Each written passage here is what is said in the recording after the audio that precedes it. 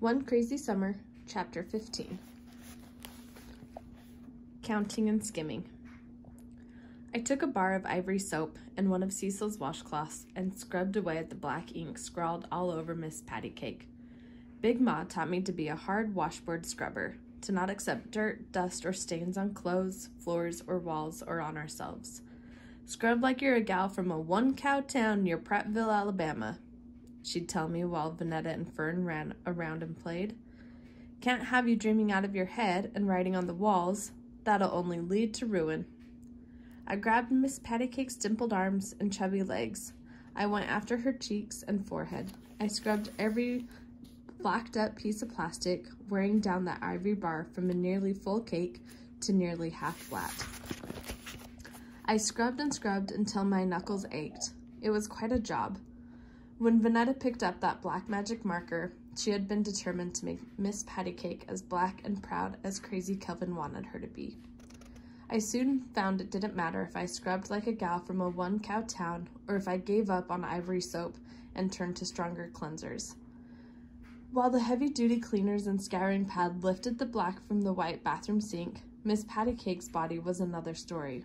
The magic marker ink seeped down into Miss Pattycake's soft plastic skin. At best, the Ajax, pine salt, and scouring pad left Miss Pattycake gray, scratched up, and strong-smelling. Hard scrubbing or not, there was nothing more I could do. Miss Pattycake would never be Fern's baby doll the way she'd been as long as anyone could remember. I shook all the water from her insides, dried her off, then put her in my suitcase to spare Fern from seeing her baby doll, grayish and ashy. I was too tired to try to make this thing between Vanetta and Fern wilt away. This wasn't exactly fighting over who gets the gold crayon or the last cookie. I knew better than to look for help from Cecil.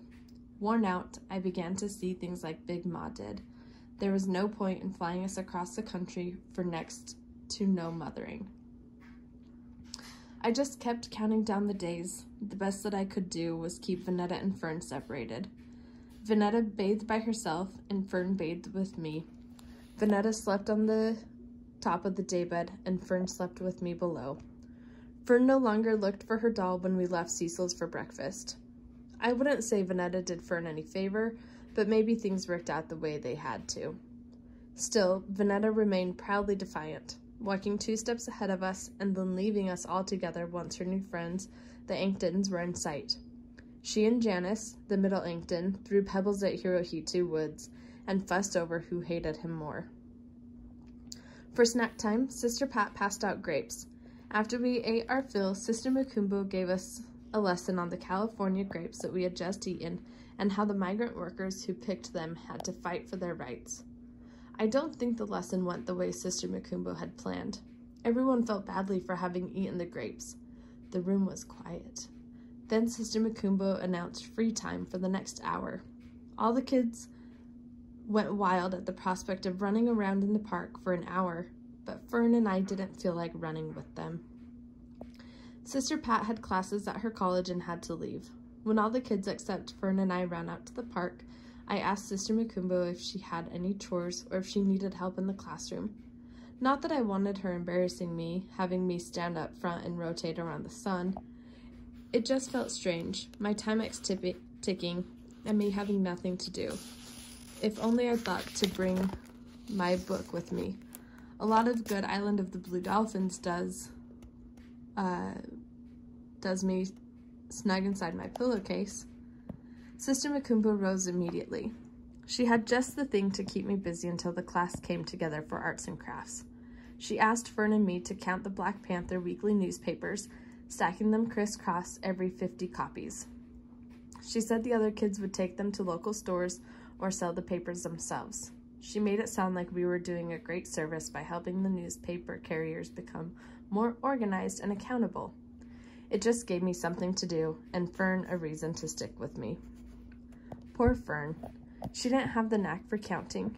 She was still angry and heartbroken about Miss Pattycake. She couldn't get past 20 copies without losing her place and had to start over again and again. My stack of papers grew, while she had yet to count out her first 50. "Can't we just go to the park and play?" she asked. I was tempted to let her go, but said, "Come on, Fern. We have to get this done. All you have to do is count out 10 and lay them this way, then count another 10 and lay them that way." I felt Sister Makumba watching as I showed Fern the shortcut. You know when someone's eyes are on your back, and whether it's in a good or a bad way. I felt her watching us in a good way. Soon Fern caught on, counting and crisscrossing. Her stack of papers began to grow.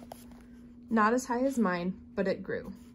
Fern was now busy and not missing Miss Pattycake for the moment. After a short while, I felt Sister Makumba's eyes leave us. She must have figured we were all right and had continued doing her own work. Since the Black Panther newspaper cost $0.25, I told myself I'd only skim the front and back pages as I stacked the papers. I would read what I could see. I knew if I flipped a page over and read it line by line, I was officially reading someone else's paper, or as Pa would call it, stealing. I skimmed the front page of every 5 copies. I got into a real rhythm, counting and reading a few key words at a time. There was more artwork than printing on the front page, so I couldn't read much. One thing was for sure. I'd know Huey Newton if I ever saw him on the street. You couldn't help but see Huey Newton all over the newspaper. His face was cocked slightly in the upper corner of the paper, like the president's face on a dollar bill. Now the Black Panther leader was in prison where he belonged, according to Big Ma. As I counted, I dug Huey's corner picture, him wearing his beret, looking cool and revolutionary. I flipped open the newspaper quickly, skimmed the article in 5-second glances at a time, then flipped it closed. The article was about Huey talking about Bobby. There was also a photograph of people protesting that I wanted to get a better look at. They were people carrying the same kind of signs that we had colored in. Those could have been our signs. We were probably part of the revolution. Wouldn't that make a fine classroom essay? My revolutionary summer. I wanted to read the newspaper, not skim, not steal. I wanted to fold a paper over, sit back, and read every word. I must have lost count. I was too busy imagining a Black Panther carrying our Free Huey sign. Too busy to notice my neat stack had grown into uneven bundles with either more than 50 or less than 50 newspapers. Sister Delphine? Sister Makumba stood before me with a smile on her face. "Nuts!" Fern said, because Sister Makumba's voice had startled her, making her lose count. She began to recount. "Yes, Sister Makumba," I answered weakly. I hadn't even heard her get up from her chair or felt her eyes on my back. It wasn't like me to get lost like that. "Do you want to read a newspaper?" And embarrassed. I'm not the kind to be embarrassed. Thank goodness she was a teacher and not some boy who could read the thoughts spinning in my head. I nodded my yes, which only felt worse since I was not a nodder. I dug out my 2 dimes from last night's change. "I'll bring a nickel tomorrow," I said. She smiled and said, 20 cents will be fine, Sister Delphine. You're entitled to the workers' discount." I was too embarrassed to say thank you and gave her another nod. I took my newspaper and folded it twice to read about Huey, Bobby, and the protesters later. Now, instead of having 2 of the 10 dimes needed to call Big Pa and Big Ma, we were back to having no dimes.